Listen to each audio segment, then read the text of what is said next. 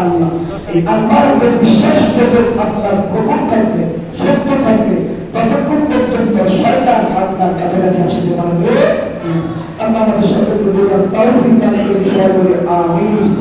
যাই হোক আমি চেষ্টা করে যাচ্ছি আপনাদেরকে কথাগুলো বুঝে দেওয়ার জন্য।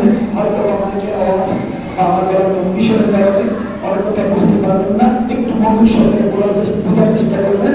আমি ধীরে ধীরে বলার চেষ্টা করবো যাতে করে আপনারা বুঝতে পারেন। আমার খুবই কষ্ট হচ্ছে, তারপরে বলছি শুধু একমাত্র দিনের কারণে, কারণ দিনের কথা খুব বলা দরকার। যে অবস্থিত থাকে না কেন, দিনের কথা যদি একটাও জানি সেটা প্রচার করা আমার জন্য নৈতিক দায়িত্ব।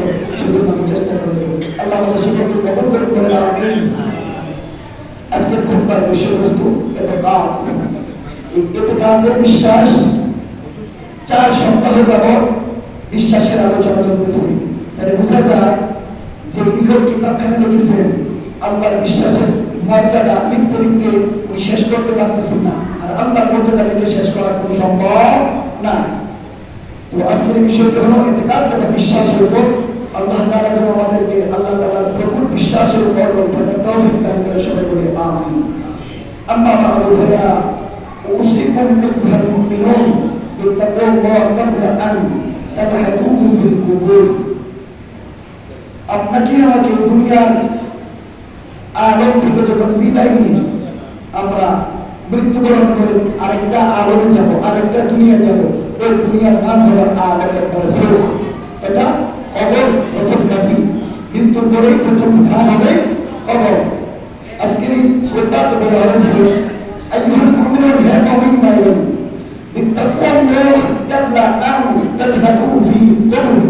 কবরে যাইবার আগে বিত্তাকুল্লাহ ভয় করুন, ডাকে আল্লাহকে। জোরে জোরে বলে সুবহানাল্লাহ। ভয় করতে হবে ডাকে আল্লাহকে। যদি আপনি আল্লাহকে ভয় না করেন, আল্লাহর ভয় অন্তর না থাকে, তাহলে আপনি কবর দিয়ে বলবেন। জোরে বলেন ঠিক কিনা? কারণ আল্লাহর ভয় আপনি আছে, তার ভিতরে কবরের ভয়, মরণের ভয়, হাসর, হিসাব, ফেরেশতাদের ভয়, সব ভয় কাজ করে। আর যার ভিতরে আল্লাহর ভয় নাই, তার ভিতরে কবরের ভয়, হাসর ভয়, হিসাবের ভয়, ফেরেশতাদের ভয়, কোনো ভয় কাজ করবে না। এজন্য আজকে খুতবায় শুরু করা হচ্ছে আপনি কবরে যাওয়ার আগে আল্লাহকে ভয় করতে শিখুন, আল্লাহর ভয় অন্তরে জাগ্রত করুন। তাহলে কবর নামক যে ভয়টা, ওই ভয়টা আল্লাহ তাআলা আপনার জন্য সহজ করে দেবেন। সুবহানাল্লাহ।